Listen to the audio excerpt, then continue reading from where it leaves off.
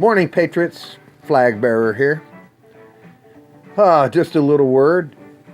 Last Wednesday, my car, after I flew the flags on the 405 bridge, on the way to Ballard, on the I-90 bridge, my gauges started flickering.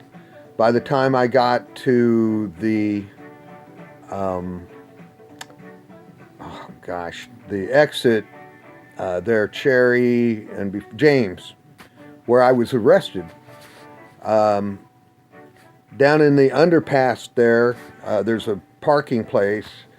I got her into there. I thought the belt had broken, but it was the alternator had crapped out.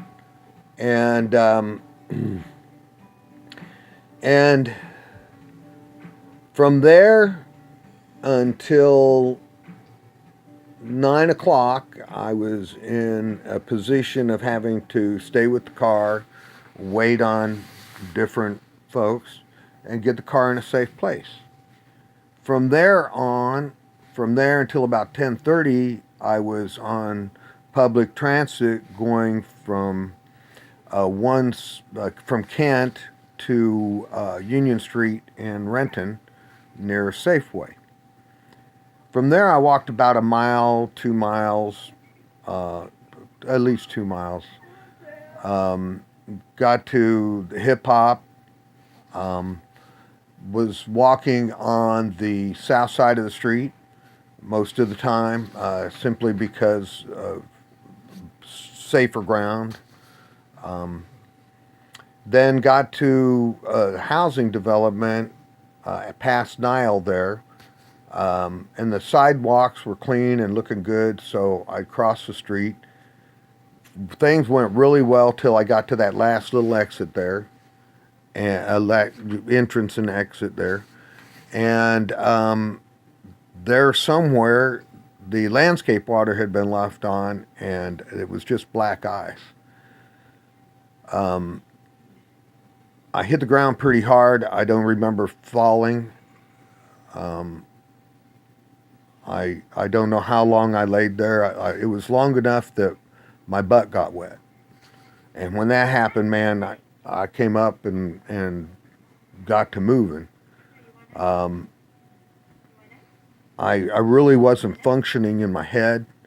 I just knew that I had to make it to this little gas station place or park in between one road and another, where my friend Daniel's car was with the keys locked in it.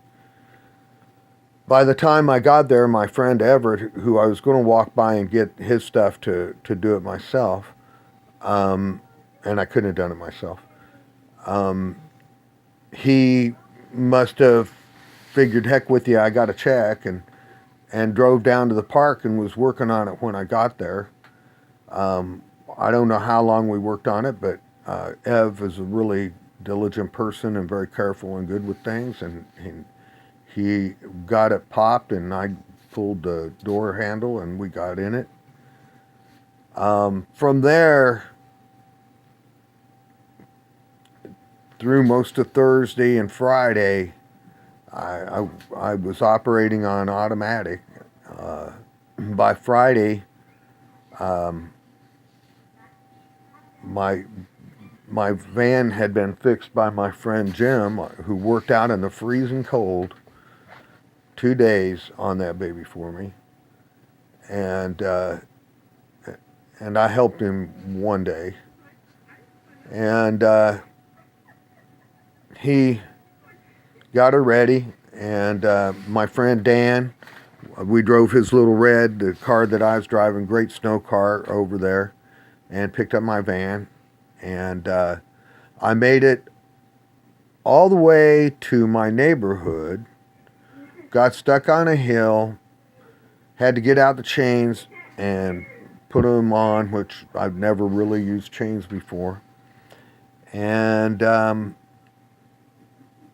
in there somewhere, my whole thing caught up to me. I managed to get home, get the van down in the yard, which I haven't been out because I live in a hole, and it snowed 3 feet.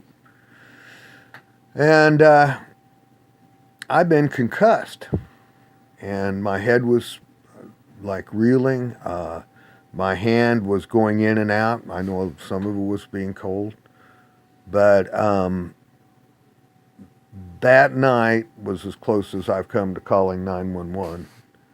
And I figured I didn't want to put anybody else into jeopardy, and I'd made the deal that I wouldn't do that unless it was life or death, and obviously it wasn't. So I haven't carried is my main story, and the thing that's really bothering me the most. It's my motivation to keep my head right and keep my thoughts right and stuff, and to get into my meetings in the morning, and kind of a foundation. And it's not my first concussion. You can take a good look at my old nose, and you can tell that baby's been bounced around once or twice, let alone a few other parts of my body has been severely beaten. But my friends and my neighbors and family, I just love you guys so much, and the support that Ev and Daniel and Jim have provided for me, my sons Patrick and Robert, just my grandchildren, my daughter, I love so much. I know that her heart is vexed with me, and I can't blame her, but I can tell you this, I am trustworthy, and doing my best.